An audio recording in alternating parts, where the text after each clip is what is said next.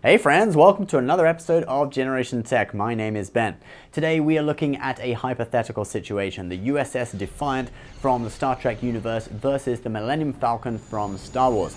First, let's take a look at a few statistics of the two ships, including their size.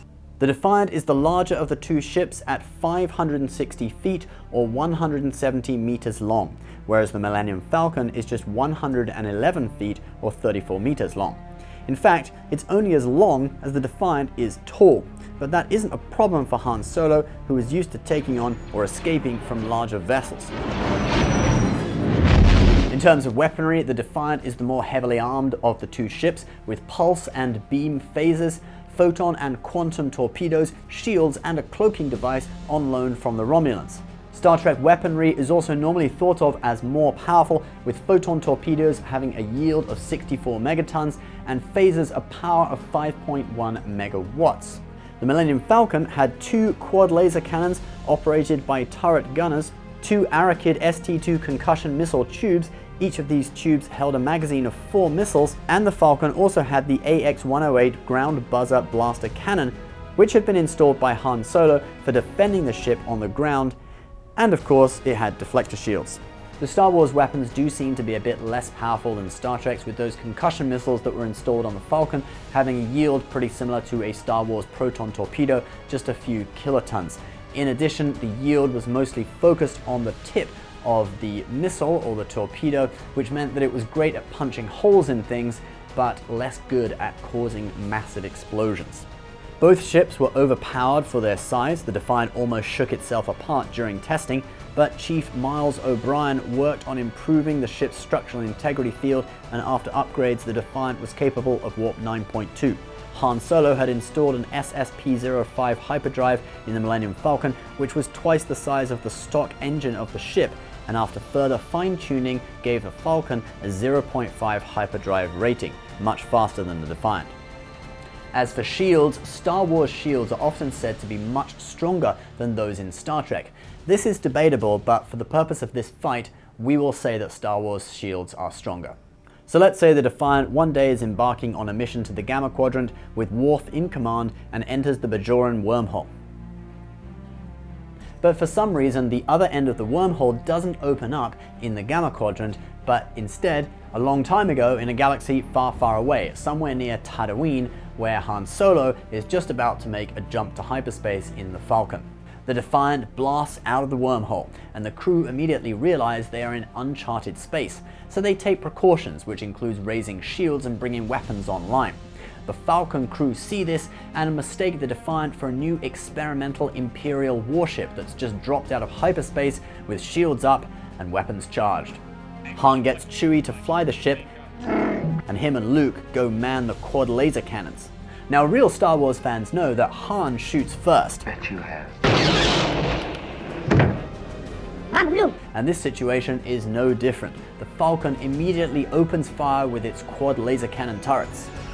The Defiant's shields start taking hits, but the laser cannons aren't especially powerful against the Defiant. Many people think of this clip when talking about the effect of lasers against Star Trek shields. Captain, they are now locking lasers on us. Lasers? Yes, sir.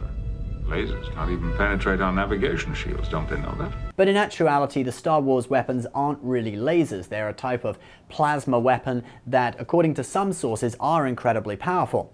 In Legends, a similar weapon mounted on the X-Wing had a power of 126 terawatts. That's 126,000 gigawatts. Just look what happens to Star Trek shields when they're hit with just 400 gigawatts of energy. Shields are down. Captain, they hit us with 400 gigawatts of particle energy. Damage? Superficial, but I'm having trouble reassembling the shields. Now, even though the Defiant's shields are more powerful than the Enterprise D's, they would still be defeated. But to be honest, that is from Legend, and it sounds like someone just plucked a figure out of thin air. And there's nothing really in the movies that we see that would back up this level of power. So for the purpose of this scenario, we'll say that the quad lasers are reasonably powerful, maybe about the same power as a standard ship-mounted laser in Star Trek, 5.1 megawatts. The Defiant's shields are down to about 85%, and they start making evasive maneuvers. Incredibly, with just a little bit of flying around, lurching from left to right, they're able to avoid pretty much 99% of the Falcon's fire. This is because the Falcon's weapons use humans to manually aim. There appears to be some sort of computer targeting assistance, but it looks like a computer display from the 80s and probably isn't that helpful. The Defiant now counterattacks with phaser pulses from its forward emitters, and the Falcon's shields take some serious hits. But remember, Star Wars shields are strong, so they aren't finished yet.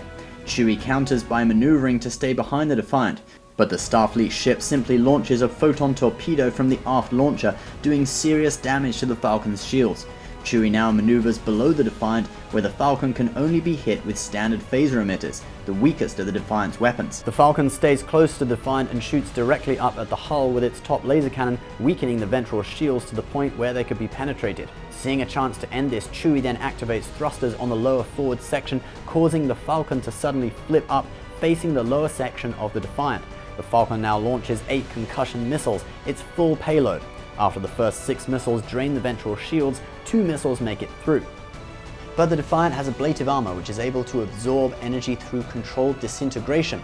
The blast just knocked out a few non-essential systems on Deck 4 and punctured a couple of 1-foot wide holes in the hull that were immediately sealed with emergency force fields that activated automatically.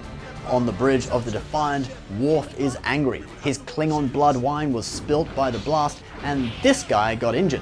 What do we do, Commander? We fight. Target their weapons. Fire phasers. Defiant unleashes hell, firing blast after blast of phaser pulses from the forward emitters and regular beams targeting the Falcon's quad laser turrets. Quad lasers are knocked offline and the ship is left defenseless, but the Falcon has one more trick up its sleeve. Han tells Chewie to jump to hyperspace, any course. Chewie selects a course from the Navi computer, the way back to Corellia, and jumps,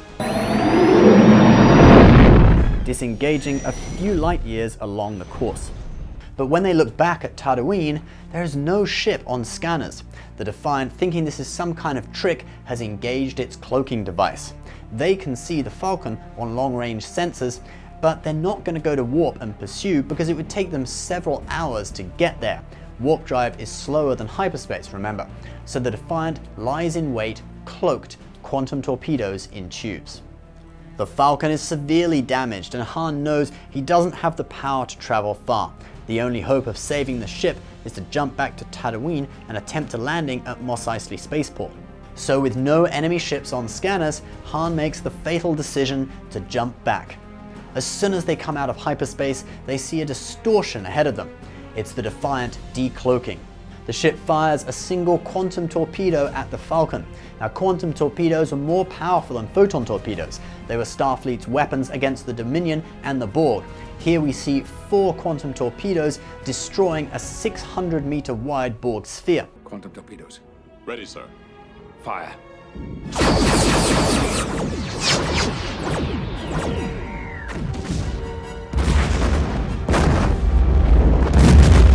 So one quantum torpedo is easily enough to take care of the 34-meter Falcon in its stricken state, and the ship is destroyed. But the battle attracts the attention of another party in Star Wars who turn up to bring order to the situation. I'm picking up another ship. Raise shields. And that's where we're going to leave today's story, guys. As for the scenario, I don't think there's really any way the Falcon, a modified freighter, could win against a dedicated warship with higher yield weapons and a cloaking device. The only real advantage that the Falcon has is its speed and also the piloting skills of Chewie and Han, but it's not enough. Guys, whether you support Star Wars or Star Trek, I think the one thing we can all agree on is that we all support humanity. So why not show your support with one of our Humanity First Death to Alien Scum t-shirts? Help us flush out the dregs of the galaxy that have been abducting and experimenting on humans for decades. Link in description.